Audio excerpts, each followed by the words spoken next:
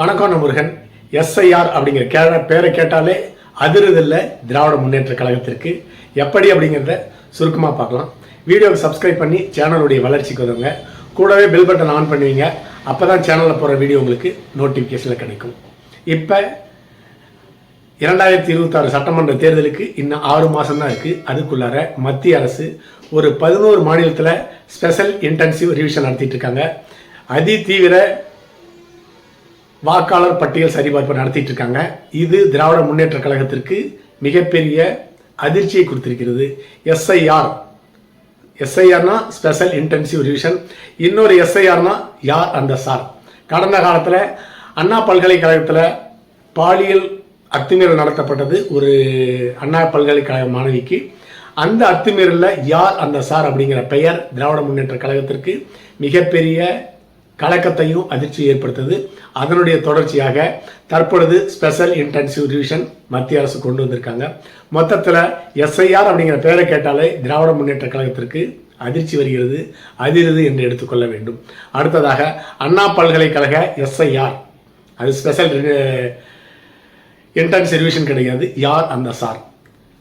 அந்த வழக்கு விரைவாக வழக்கு பதிவு செய்யப்பட்டு குற்றப்பத்திரிகை தாக்கல் செய்யப்பட்டு சென்னை உயர்நீதிமன்றத்தால் அந்த வழக்கு மிக விரைவாக விசாரிக்கப்பட்டு தீர்ப்பு வழங்கப்பட்டது. ஆனால் குற்றப்பத்திரிகையில் குற்றத்தில் ஈடுபட்ட யார் அந்த சார் அந்த குற்றப்பத்திரிகையில் சேர்க்கப்படவில்லை. விரைவாக தீர்ப்பு வழங்கப்பட்டது. சுருக்கமாக சொல்லணும்னா யார் அந்த சாருன்னு தெரியாமே கேஸை இழுத்து மூடிட்டாங்க. அதுதான் நடந்திருக்கிறது. அதன் தொடர்ச்சியாக அடுத்த சார் வந்துட்டாரு.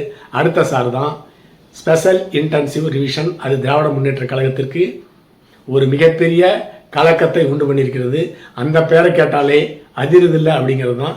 இந்த பேரை கேட்டாலும் அதிருது திராவிட முன்னேற்ற கழகத்திற்கு. 2026 சட்டமன்ற தேர்தலில் திராவிட முன்னேற்ற கழகம் தான் வெற்றி பெற்றது. அது ஒரு மிகப்பெரிய வெற்றியெல்லாம் கிடையாதுங்க. ஆன்டி இன்கம்பன்சி இருந்தும் அண்ணா திராவிட முன்னேற்ற கழகத்தை விட திராவிட முன்னேற்ற கழகம் 1.5% வாக்கு வித்தியாசத்தில் தான் வெற்றி பெற்றாங்க. இன்னும் சொல்லனா ஒரு குறிப்பிட்ட தொகுதிகள் எல்லாமே 100 வாக்குகள், 50 வாக்குகள், 500, 1000 இவ்வளவு வாக்கு வித்தியாசத்தில் தான் திராவிட முன்னேற்ற கழகம் 2026 சட்டமன்ற தேர்தலில் வெற்றி பெற்றிருக்காங்க. அந்த நிலையில இப்பொழுது திராவிட முன்னேற்ற கழகம் 5வது ஆண்டு ஆட்சியை நிறைவு செய்ய போகிறார்கள். மிகப்பெரிய அளவில் ஊழல், ஆன்டி இன்கம்பன்சி இருக்குது. இதனால இந்த ஸ்பெஷல் இன்டென்சிவ் ரிவிஷன் நடத்தினா, தேர்தல் கமிஷன் நடத்தினா 100% திராவிட முன்னேற்ற கழகம் வெற்றி பெறாதுன்னு நன்றாக திமுகவுக்கு தெரியும். அதனால தான் எந்த வகையிலாவது இந்த எஸ்ஐஆரை நிறுத்த முடியுமா அப்படின்னு சொல்லிட்டு முயற்சி பண்ணி ஒவ்வொரு வகையிலும் தோல்வி அடைந்து கொண்டிருக்கிறார்கள். அடுத்ததாக பாரதிய ஜனதா கட்சியினுடைய ஃபார்முலா தான் இந்த தேர்தல் திருட்டு. கடந்த 2024 பாராளுமன்ற தேர்தலில் பாரதிய ஜனதா கட்சி ஓட்ட திருட்டு நடத்தி தான் வெற்றி பெற்றது. அதன் மூலமாக தான் மத்தியில் பாரதிய ஜனதா கட்சி ஆட்சி அமைச்சிருக்கிறது. மோடி அவர்கள் பிரதமராக ஓட்ட திருட்டு நடத்தி தான் பிரதமராக தேர்ந்தெடுக்கப்பட்டிருக்கின்றார். அதே போலவே திராவிட முன்னேற்ற கழகம் 5 வருஷமா ஆட்சி பண்ணிட்டு இருக்காங்க தமிழகத்தில். அவர்களும் ஓட்டு திருட்டை செய்திருப்பார்கள். அதனால தான் எஸ்ஐஆர் அப்படின்னு ஒன்று பதறாங்க. அடுத்ததாக வாக்காளர் தொகுதியில் இறந்து போனவங்க, புலம்பெயர்ந்தவர்கள், புதிதாக இளைய தலைமுறை வாக்காளர்கள்லாம் பட்டியலில் சேர்த்திருப்பாங்க.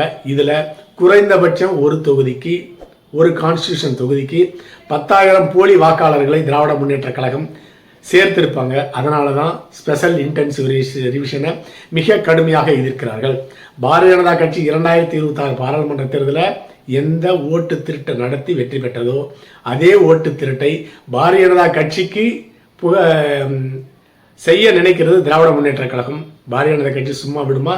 அதன் பலன்தான் ஸ்பெஷல் இன்டென்சிவ் ரிவிஷன் தற்பொழுது 11 மாநிலத்தில் பாரதிய ஜனதா கட்சி நடத்தி கொண்டிருக்கிறது. அடுத்ததாக வருகின்ற 2026 சட்டமன்ற தேர்தலுடைய முடிவு இப்படி தான் இருக்க போகுது. எப்படின்னு கேட்டிங்கன்னா, ஒவ்வொரு வாக்காளருடைய வெற்றி அப்படிங்கிறதும் 1000 வாக்குகள் முதல் 5000 வாக்குக்குள்ளார் தான் இருக்க போகுது. ஏன்னு கேட்டிங்கன்னா 4 முனை போட்டி இருக்க போகிறது. 2026 சட்டமன்ற தேர்தலில் திராவிட முன்னேற்ற கழகத்தினுடைய தலைமையில் ஒரு கூட்டணியும், அண்ணா திராவிட முன்னேற்ற கழகத்தினுடைய தலைமையில் இன்னொரு கூட்டணியும், தமிழக வெற்றி கழகத்தினுடைய தலைமையில் 3வது கூட்டணியும், நாம் தமிழர் கட்சி தனித்தும் போட்டியிடுறாங்க. இப்படி 4 முனை போட்டி இருக்கிறதுனால திராவிட முன்னேற்ற கழகம் வெற்றி பெறவே முடியாது அப்படிங்கிற சூழ்நிலை. அதுவும் ஸ்பெஷல் இன்டென்சிவ் ரிவிஷன் நடந்தால் 100% திராவிட முன்னேற்ற கழகம் வெற்றி பெற முடியாது. அதனால தான் இந்த எஸ்ஐஆரை மடைமாற்று முயற்சியில் திராவிட முன்னேற்ற கழகம் ஈடுபட்டிருக்காங்க. அதற்கு அவர்கள் கூறுகிற காரணம், இன்னும் 6 மாதம் தான் தேர்தல் இருக்கு, அதுக்குள்ளார என்ன அவசரம் அப்படின்னு இவங்க பேச ஆரம்பிச்சிருக்காங்க. உச்ச நீதிமன்றத்தில் போய் வழக்கம் தொடுத்துட்டாங்க. தேர்தலுக்கு இன்னும் 6 மாதம் தான் இருக்குது அப்படின்னு சொல்லிட்டு கேஸு போட்டாங்க, வாதாடினாங்க. அடுத்ததாக அரசு ஊழியர்களுக்கு மிகப்பெரிய வேலை பளு கொடுத்துருக்குறாங்க. அதனால் ஸ்பெஷல் இன்டென்சிவ் ரிவிஷனை தடை செய்யணும்னு உச்ச நீதிமன்றத்துக்கு போனாங்க. உச்ச நீதிமன்றம் துரத்தி அடிச்சிட்டாங்க. 11 மாநிலத்தில் இந்த எஸ்ஐஆர் நடந்துட்டுருக்கு. தமிழகம் மட்டும் ஏன் இதில் எதிர்த்து வழக்கு தொடர்றீங்கன்னு சொல்லிட்டு 10 மாநிலம் சும்மா தான் இருக்குது. அதை தட்டி கேட்கவில்லை. திமுக தான் இதை தட்டி கேட்குது. அதனால் இந்த கேஸை தள்ளுபடி செய்யணும்னு சொல்லிட்டு தள்ளுபடி பண்ணிட்டாங்க. அடுத்ததாக அரசு ஊழியர்களை தவறாக பயன்படுத்த முடியாது. ஏன் அப்படின்னு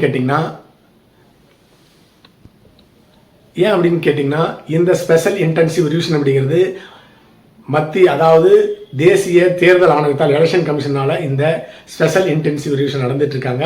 அப்படி இருக்கும் பொழுது அரசு ஊழியர்கள் தவறாக நடந்து கொண்டால், தவறு செய்தார், அவர்கள் சஸ்பெண்ட் செய்யப்படுவார்கள். துறை ரீதியாக நடவடிக்கை எடுக்கப்படும். பென்ஷன் கூட கிடைக்காது. அதனால அவர்கள் தவறாக நடந்து கொள்ள வாய்ப்பு இல்லை.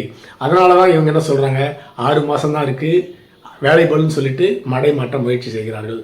அடுத்ததாக திராவிட முன்னேற்ற கழகம் இதை எதிர்கொள்ள இன்னொரு புதிய அவதாரத்தை எடுத்திருக்காங்க.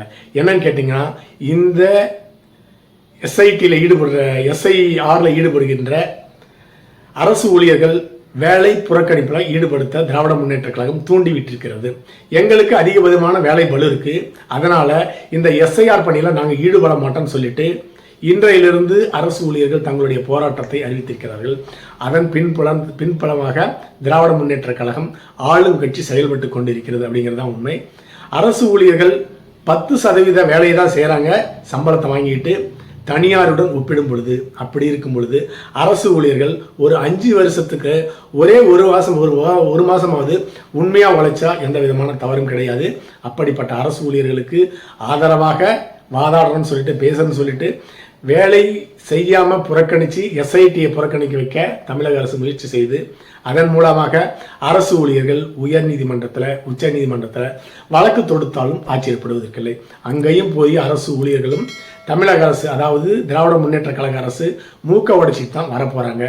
மொத்தத்தில் SIR special intensive ரிவிஷனால Dravida Munnetra Kazhagam கலங்கி போயிருக்கிறது. அந்த பேரை கேட்டாலே திராவிட முன்னேற்ற கழகத்தும் அதிர்ச்சி வந்திருக்கிறது என்பதுதான் உண்மை.